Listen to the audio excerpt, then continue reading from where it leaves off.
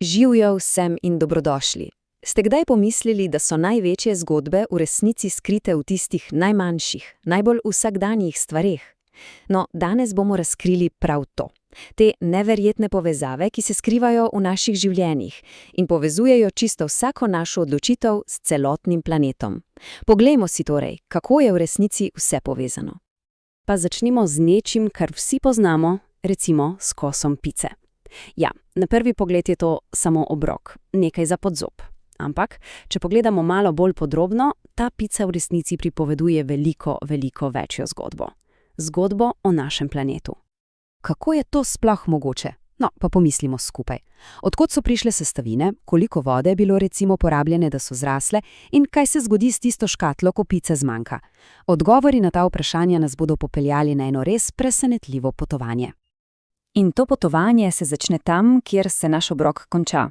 Pri tistem, kar ostane za nami. Ja, pri naših odpadkih. Ampak, kaj sploh so odpadki? Definicija je pravzaprav čisto preprosta. To je vse tisto, kar zavržemo. Ključno pri tem pa je tole. Odpadki so nekaj, kar ustvarimo mi, ljudje, s svojimi dejavnostmi. Niso nek naravni del ekosistema. Veste, pogosto rečemo, da nekaj vržemo stran. Ampak, a smo se kdaj vprašali, kje točno je to stran? Ali ta kraj sploh obstaja? No, žal je resnica taka, da stran prepogosto pomeni eno od teh 4, precej slabih možnosti. Odpadki končajo v naravi, na tistih rastočih gorah odlagališč, veste tam, kjer se materiali razkrajajo tudi po več 100 let, ali pa v sežigalnicah, ki onesnažujejo zrak, ali pa so preprosto zakopani pod zemljo, kjer lahko zastrupljujejo podtalnico. Nobena od teh poti, roko na srce, ni idealna. In tale primerjava res lepo pokaže dve plati zgodbe. Na eni strani lahko vidimo odpadke kot neko končno postajo, kot navaden nered. Na drugi strani pa kot začetek nečesa čisto novega, kot dragocen vir, ki ga lahko spet uporabimo. Na srečo obstajajo veliko boljše poti. Pomislimo, steklo in aluminij se da reciklirati praktično v neskončnost in s tem prihranimo ogromno energije. Ali pa biološki odpadki, ostanki hrane in podobno, to lahko postane super kompost za vrt. Tudi plastiko se da predelati v nove izdelke, recimo v parkovne klope, in ji tako vdahniti čisto novo življenje. In veste, kaj je pri vsem tem res noro? Kako daleč seže naš vpliv? Človeški odpadki niso ostali samo na Zemlji. Ne, tako imenovane vesoljske smeti, to so ostanki satelitov, raket, z neverjetno hitrostjo kružijo okoli našega planeta. Prav neverjetno. Dobro, od odpadkov, ki jih puščamo za sabo, pa se premaknimo k nečemu drugemu. K elementu, brez katerega ne bi bilo ne nas, ne naših obrokov. Čas je za zgodbo o vodi. Voda je res temelj vsega, kar obstaja. Brez nje življenje, kot ga poznamo, enostavno ne bi bilo mogoče. Ampak pozor, voda ni samo neka preprosta tekočina. O ne, skriva nekaj prav neverjetnih lastnosti. In ena njenih najbolj, recimo kar nenavadnih in ključnih lastnosti, se pokaže takrat, ko zmrzne. Led ima namreč eno skrivno supermoč in ta je absolutno ključna za življenje na Zemlji. In katera je ta supermoč? To, da plava. Sliši se preprosto, ampak pomislite, večina snovi postane gostejših, ko se ohladi. Voda pa naredi ravno obratno. Njene molekule se v ledu razporedijo v tako kristalno mrežo, ki ima ogromno praznega prostora. Zato je led lažji od vode.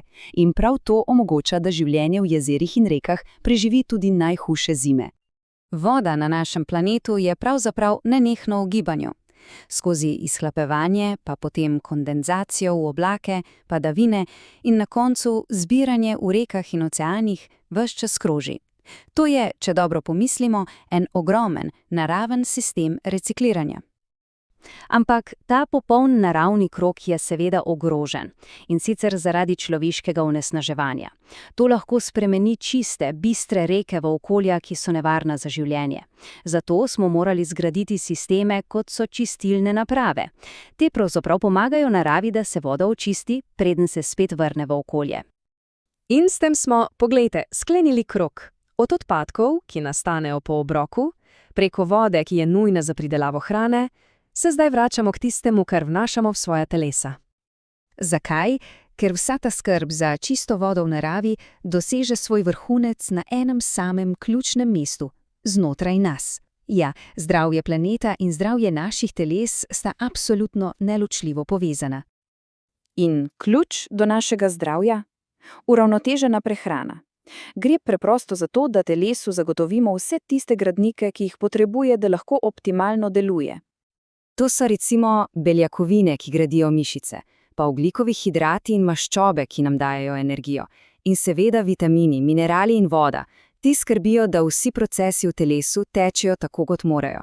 In veste kaj? Noben od teh gradnikov ni pomembnejši od drugega. Ključno je samo eno – ravnovesje. Pa povežimo zdaj vse te pike skupaj. Odpadki, voda, hrana – to niso neke ločene teme. Ne, so del enega samega prepletenega sistema. Sistema, v katerem imajo naše odločitve res glavno vlogo. Res, vse se začne in konča z našimi izbirami. Pri tem, kaj pustimo za seboj, pri tem, kako skrbimo za naše najdragocenejše vire. In seveda pri tem, kaj vnašamo v svoja telesa za energijo in za zdravje. Čisto vsak obrok, vsak zavržen kos embalaže, prav vsaka kapljica vode, vse to je del te večje slike. Zato je vprašanje, ki ostaja pravzaprav preprosto, a hkrati izjemno močno. Vsak dan prinaša novo priložnost, novo odločitev. Kakšna bo naša?